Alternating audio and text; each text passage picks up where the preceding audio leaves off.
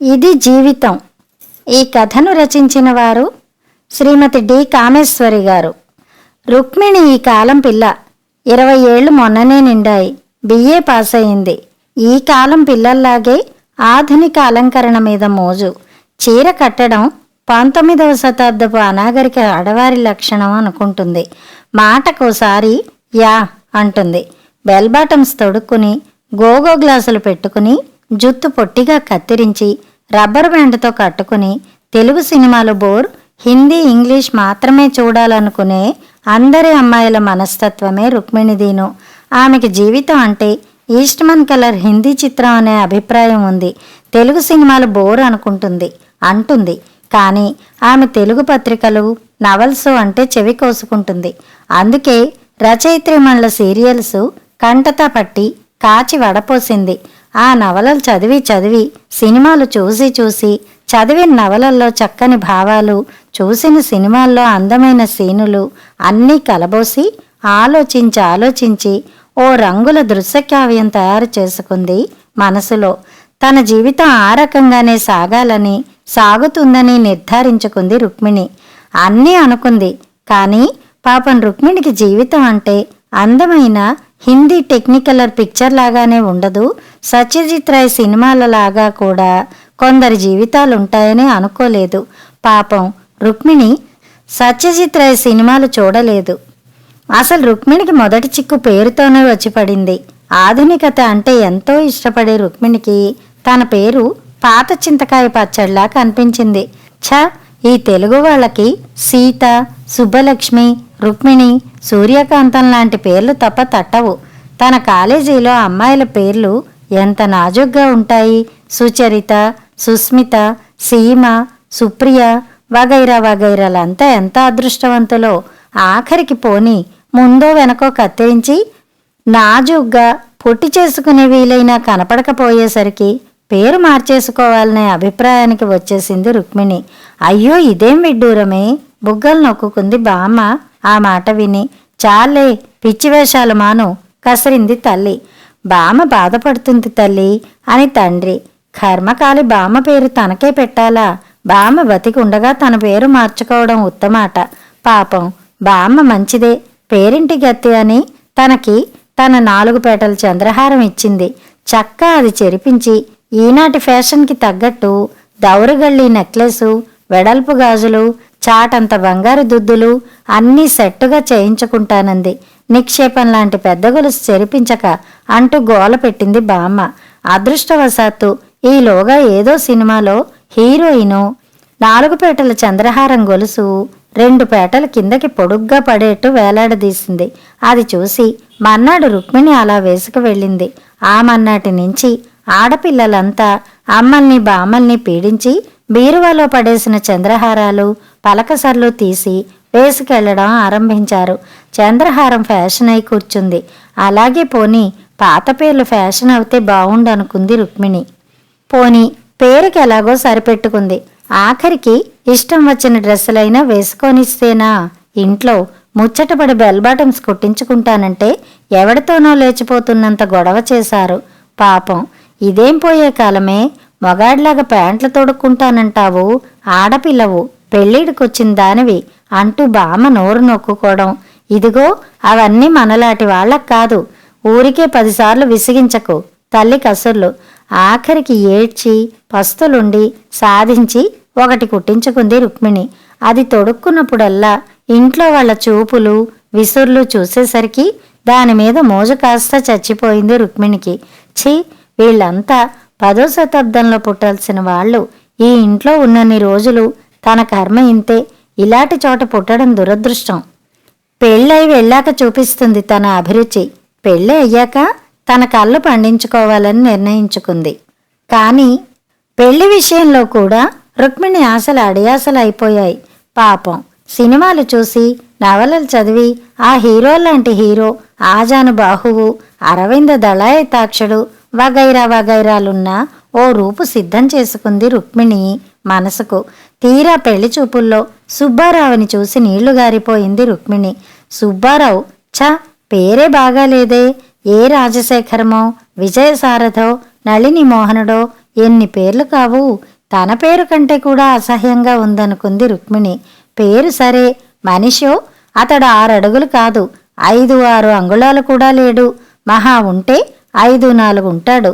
సన్నగా, బక్కపలచగా, చామనచాయ రంగులో ఉన్నాడు. పోనీ రూపు సరే, కనీసం కథల్లోలాగా ప్రవర్తించాడా? చిలిపిగా చూశాడా? కొంటెగా నవ్వాడా?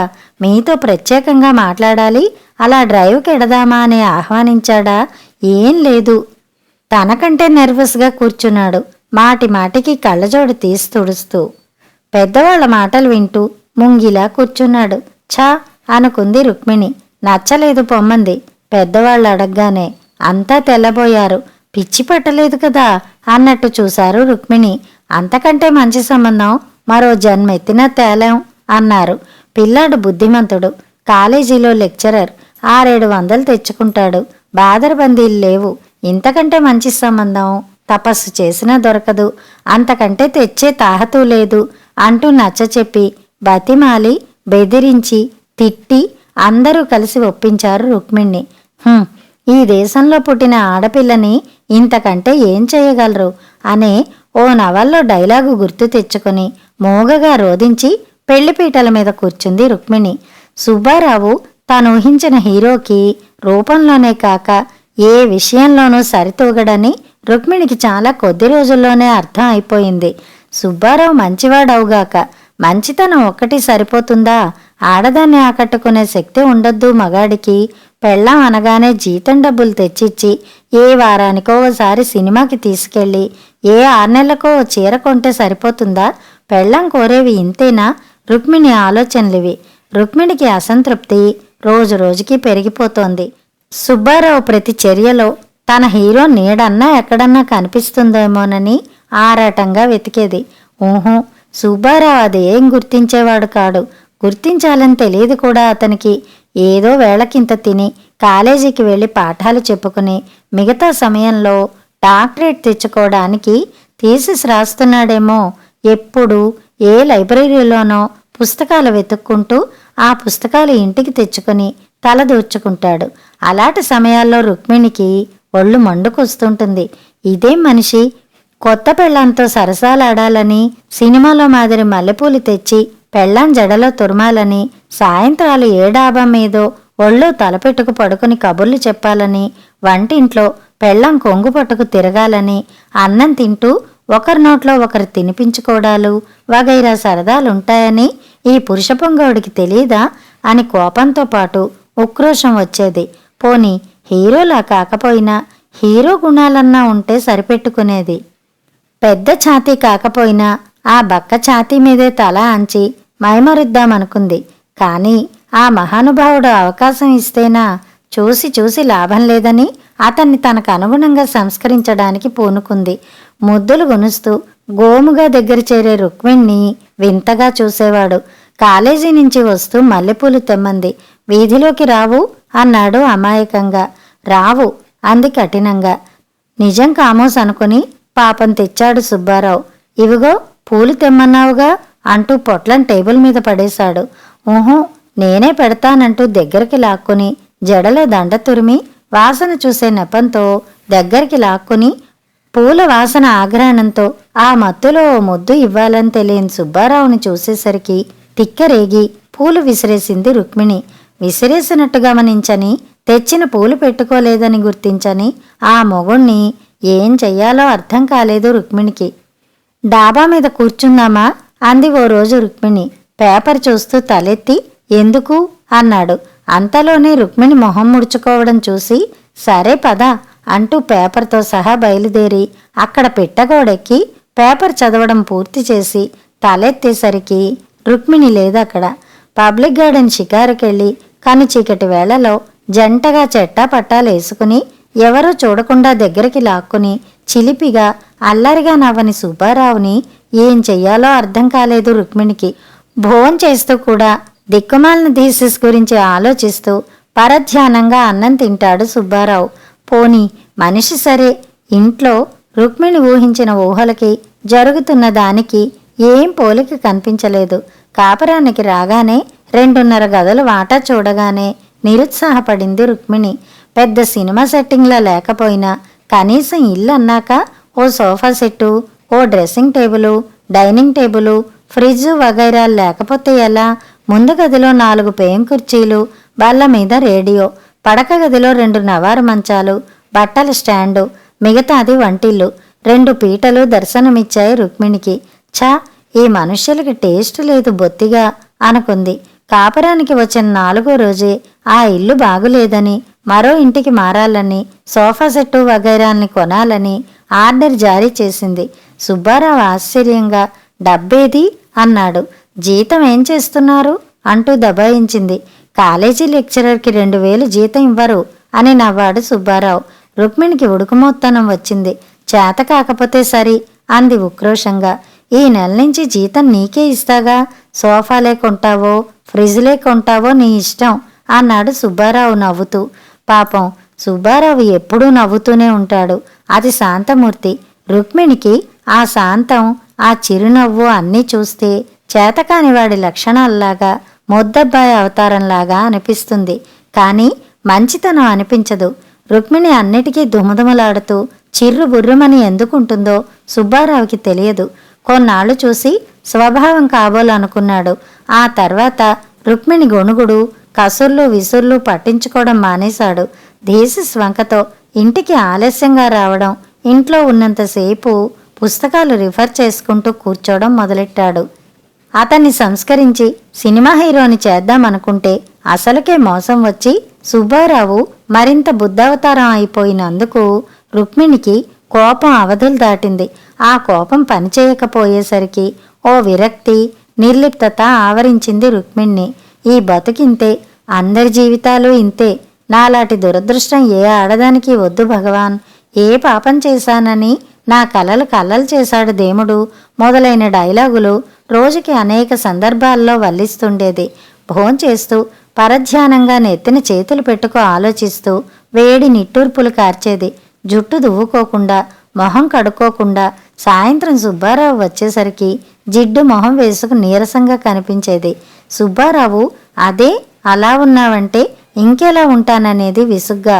రుక్మిణి అడగడం లేదని సుబ్బారావే పాపం గుర్తుంచుకుని సినిమా టికెట్లు తెచ్చాడు ఓ రోజు.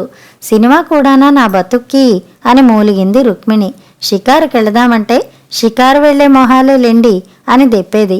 ఆఖరికి పడుకున్నప్పుడు కూడా ఏదో బాధపడిపోతున్నట్టు ఊరికే ఊ అంటూ ఆపసోపాలు పడుతూ వేడి నిట్టూర్పులు వదులుతూ సుబ్బారావుని కసురుతూ విసుక్కుంటూ పక్క మీద దొర్లేది. ఏది మనసుకి ఎక్కని సుబ్బారావుకు కూడా రుక్మిణి ప్రవర్తన వింతగా కనబడడం మొదలెట్టింది. ఏం అలా ఉన్నావు అన్నాడు ప్రేమగా ఓ రోజు దగ్గరికి తీసుకుని. ఎలా ఉన్నాను? అలా ఉండాలనేగా మీ కోరిక అంటూ కష్టమంటూ వదిలించుకుని వెళ్ళిపోయింది. డాక్టర్ దగ్గరికి వెడదాం అన్నాడు మరో రోజు ఒంట్లో బాగోలేదేమోననుకుని. ఒంట్లో రోగానికి డాక్టర్ మందిస్తాడు, మనసులో రోగానికి మందులు లేవు అంది. దాంతో చిర్రెత్తింది సుబ్బారావుకి. అసలు సంగతి చెప్పకుండా సాధిస్తున్న రుక్మిణి ప్రవర్తన అతి సౌమ్యుడైన సుబ్బారావు సహనాన్ని పరీక్షించింది. ఏమిటి నీ గోల? నాకు అర్థం కావడం లేదు అసలు. అర్థం అయితే నా బతికిలా ఎందుకుంటుంది అంది కసిగా రుక్మిణి. ఏ, నీ బతుకేమైంది ఆశ్చర్యంగా అడిగాడు సుబ్బారావు. ఏమైందా? ఏం కాలేదని అడగండి. ఏడుపు ముంచుకొచ్చింది రుక్మిణికి. ఎలా చెప్పాలో అర్థం కాలేదు. సుబ్బారావు తెల్లబోయాడు. చాలాసేపు బతిమిలాడి బుజ్జగించాక రుక్మిణి ఏడుపు మధ్య ఎవరిని చూసినా ఎంత ముచ్చట వేస్తుంది. ఎన్ని కళ్ళు కన్నానో, ఆఖరికి ఇలా జరిగింది. నా అదృష్టం అంతే, మీరింతే అంటూ ఒక్కొక్క వాక్యం ముక్కు చెదుతూ కళ్ళు తుడుచుకుంటూ చెప్పింది. సుబ్బారావు ఆశ్చర్యంగా, ఎవరిని చూశావు? మనం ఎవరిలా లేం, నీవేం కళ్ళు కన్నావు అంటూ అమాయకంగా ముద్దబ్బాయిలా అడిగాడు. రుక్మిణి కోపంగా, ఎవరిని చూడ్డం ఏమిటి?